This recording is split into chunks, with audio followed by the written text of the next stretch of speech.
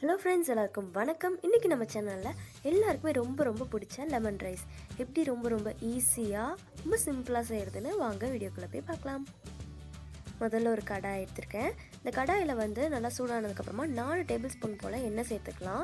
நல்லெண்ணெய் சேர்த்துக்கிட்டிங்கன்னா நல்லா டேஸ்ட்டாக இருக்கும். இது கூட 1/4 டேபிள் ஸ்பூன் கடுகு சேர்த்துக்கலாம். கடுகு பொரிஞ்சதுக்கப்புறமா 1/2 டேபிள் ஸ்பூன் அளவுக்கு கடலைப்பருப்பு, 1 டேபிள் ஸ்பூன் அளவுக்கு முந்திரி உடச்சி சேர்த்துருக்கேன். நீங்கள் முந்திரிக்கு பதிலாக நிலக்கடலை கூட சேர்த்துக்கலாம். கொஞ்சமாக கருவேப்பிலை.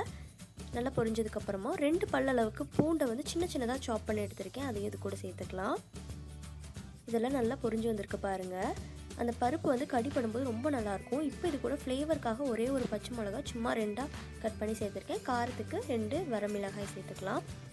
இந்த பச்சை மிளகா நீங்கள் சேர்க்கணுன்னு அவசியம் இல்லை, பட் இது நல்லா ஃப்ளேவர் கொடுக்கும். அதுக்காக தான் இதில் சேர்த்துக்கிறோம்.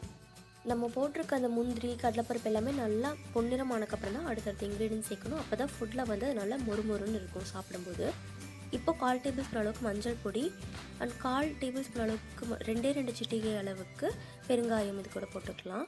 இது எல்லாத்தையும் நல்லா மிக்ஸ் பண்ணி விட்டுட்டு ஸ்டவ் குறைச்சிக்கோங்க அடுப்பை.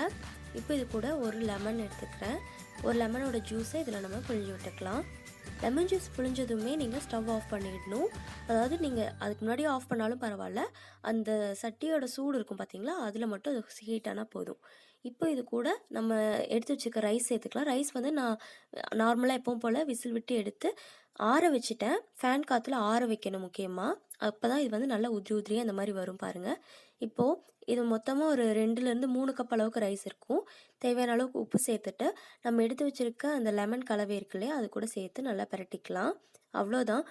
ரொம்ப சிம்பிளாக குயிக்காக செஞ்சிடலாம். லஞ்ச் பாக்ஸுக்கெலாம் இந்த மாதிரி செஞ்சு கொடுத்தீங்கன்னா காலையில் உங்களுக்கு ரொம்ப அதிகமாக வேலை இருக்காது. இந்த மாதிரி செஞ்சு கொடுத்து பாருங்கள். தேங்க்ஸ் ஃபார் வாட்சிங்.